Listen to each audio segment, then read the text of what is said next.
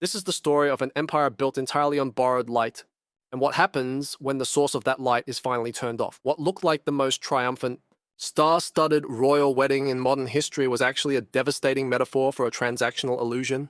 The pews of St. George's Chapel were packed with Hollywood royalty, who had never even shared a private dinner with the bride, while lifelong friends and family were conspicuously absent. In less than 6 years, that manufactured inner circle has completely evaporated, leaving behind a profound public isolation. In this video, we will unpack exactly how this unprecedented collapse happened. We will explore the staggering commercial desperation that forced the most powerful figures in entertainment to quietly step away, what the subtle social media signals from former allies truly mean, and how a relentless campaign of public grievances ultimately transformed the Duke and Duchess of Sussex from global icons into a devastating PR liability. We will look at what changed behind the closed doors of Montecito and what this total estrangement means for their future. To understand the magnitude of this fall from grace, you have to remember the sheer power of their golden era. Before the Netflix documentaries, before the podcasts, and before the endless barrage of familial warfare, Prince Harry and Meghan Markle held the ultimate golden ticket. They were positioned at the absolute apex of global influence. For Hollywood elites, gaining proximity to the British royal family was the ultimate prize. It was a level of prestige that money box office hits and Oscars simply could not buy. George and Amal Clooney championed them. Serena Williams offered her unyielding public support. Oprah Winfrey secured her place in their orbit. The couple was shielded by an invisible, impenetrable armor of billionaire public relations. They were untouchable, glowing with the immense privilege of a billion-dollar institution behind them. The audience cared because the narrative was flawless, a modern progressive force breathing fresh air into an ancient monarchy. But as the months turned into years following their dramatic exit from royal duties, the narrative began to fracture. The initial wave of post-Megxit support was overwhelming. There were multi-million-dollar deals, the loan of Tyler Perry's spectacular mansion, and the promise of a global philanthropic empire. Yet almost imperceptibly at first, a moral contradiction began to expose itself. The very institution they claimed was deeply toxic and fundamentally broken was the only currency they had left to trade on. As they moved through their media blitz, from the explosive Oprah interview to the heavily produced reality series, what was meant to look like an act of brave liberation slowly morphed into something much darker. It became a display of weaponized victimhood. At each major beat of their commercial rollout, they demanded privacy while simultaneously selling their most intimate family secrets to the highest bidder. And Hollywood, an industry built on the cold calculation of brand value, was watching closely. The first major rupture did not happen with a loud public argument, but rather with a series of quiet, chilling retreats by the power players who once surrounded them. In the elite circles of Los Angeles and New York, true friendship is rare. Relationships are strategic ecosystems. You are either an asset that enhances a brand or a liability that threatens the bottom line.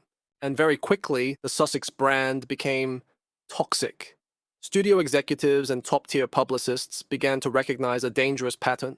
Associating with the couple no longer elevated a celebrity's status. It dragged them into a relentless cycle of negativity and tabloid warfare. Take, for example, the Clooneys. During the golden era, it was reported that they frequently offered the couple the use of their private jets and hosted them at their luxury estates. It was the kind of gifting expected among the ultra-rich. But as the financial reality of the couple's post-Spotify and post-royal life set in, the demands allegedly continued while their actual influence waned.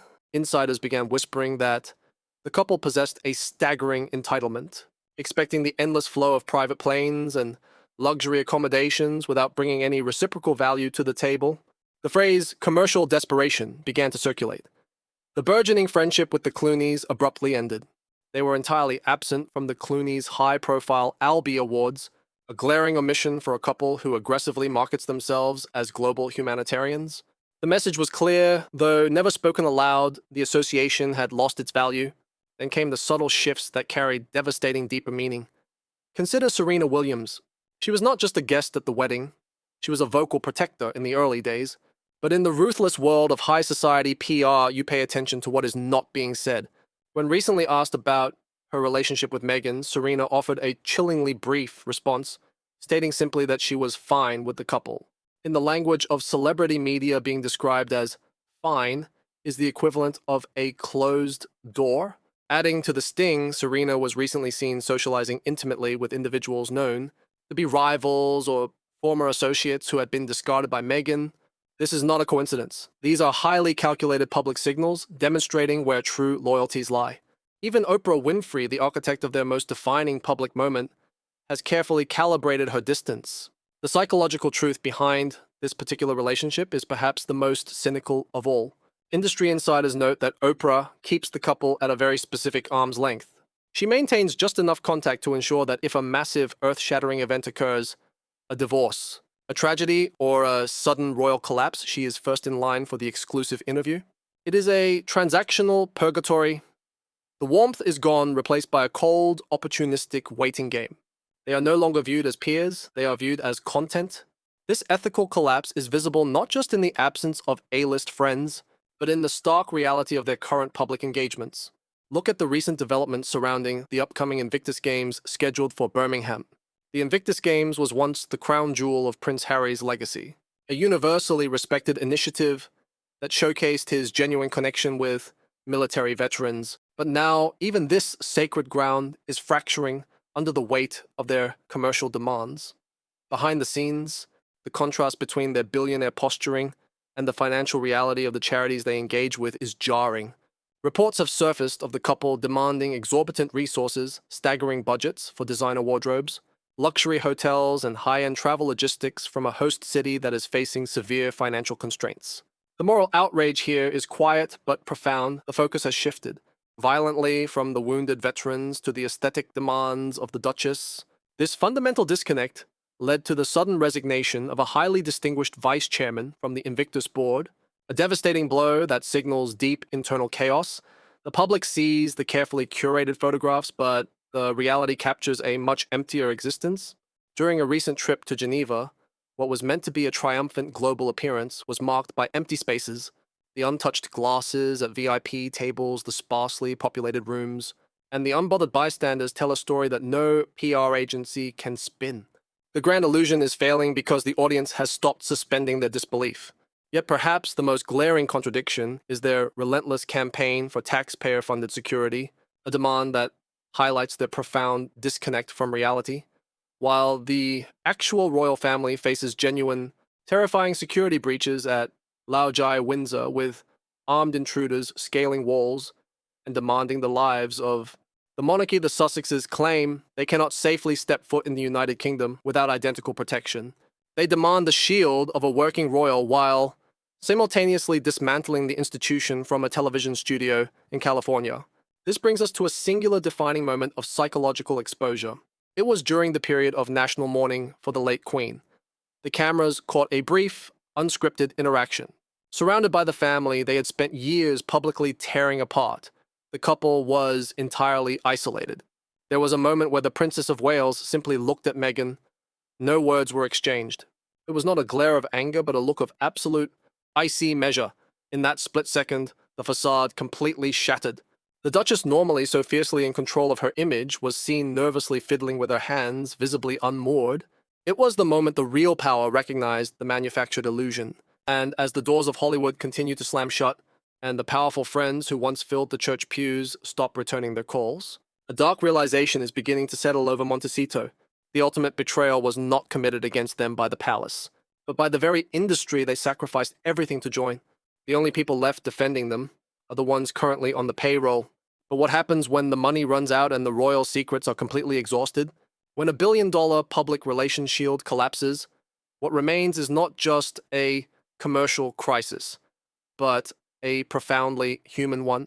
Inside the walls of their Montecito estate, the dynamic has fundamentally shifted.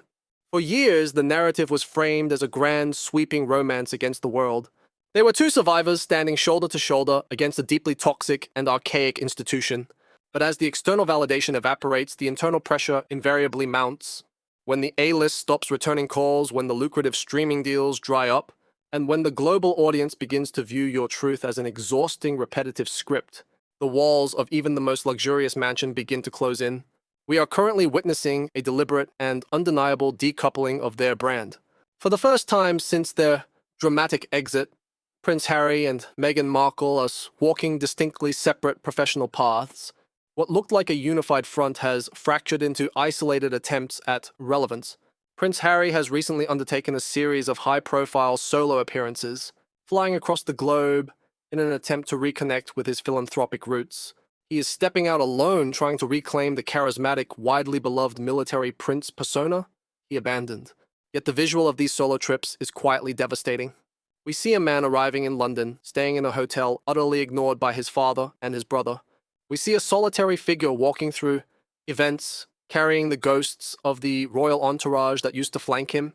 He looks like a man who finally realizes the staggering weight of what he threw away. Meanwhile, Meghan remains firmly tethered to a commercial launch that is spectacularly refusing to take flight.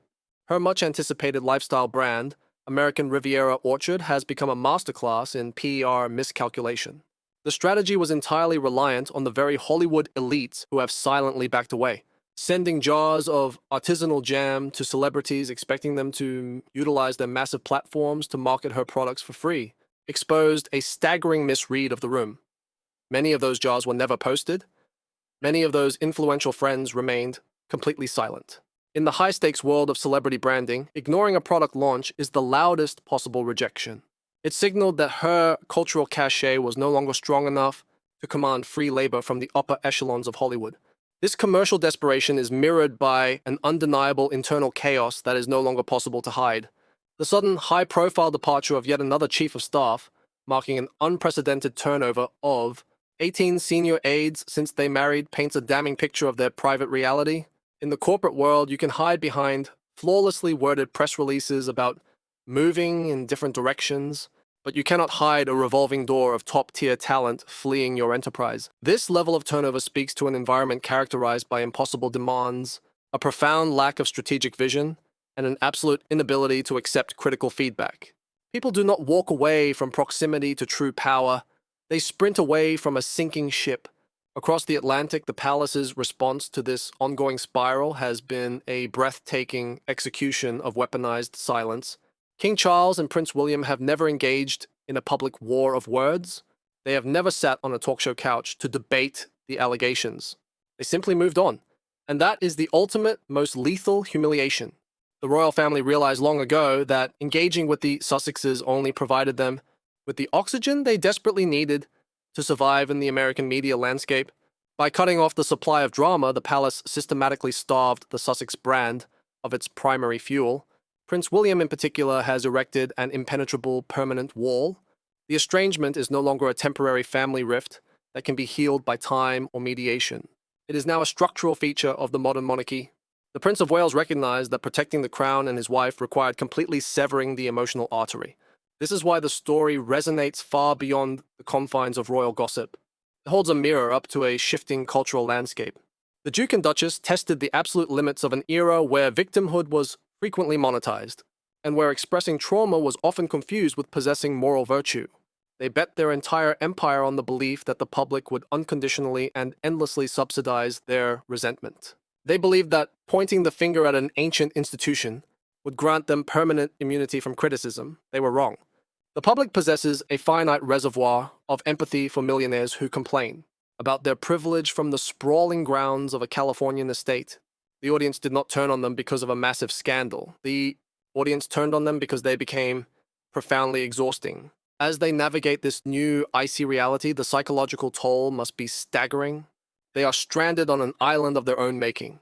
The Hollywood elite rejected them because they lacked the work ethic and the box office draw to justify the drama.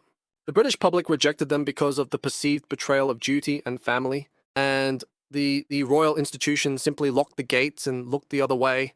The tragic irony is that in their relentless pursuit of freedom and global adoration, they built a prison of permanent relevance chasing. The tragedy of Prince Harry is that he traded a flawed, complex, but fundamentally protective family for an industry that only loves you when you are profitable.